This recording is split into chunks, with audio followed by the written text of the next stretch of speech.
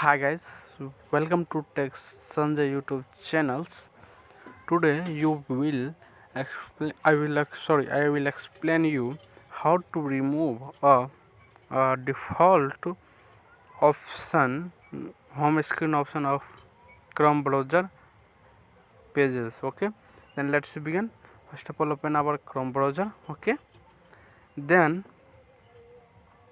you will see that default option. This is default option. There is 4 default option. You can also remove by your customization. Okay. Okay.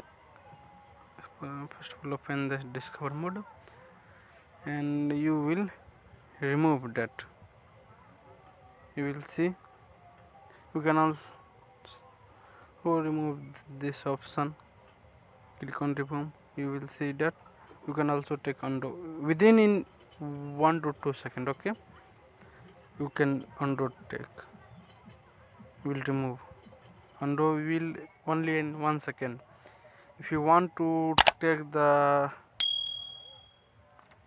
option that is the home screen on the home screen after the 1 second, you have only one option. You can reset your Chrome browsers, clear your data of Chrome browser, then you will see that a new home screen of your Chrome browser. Okay,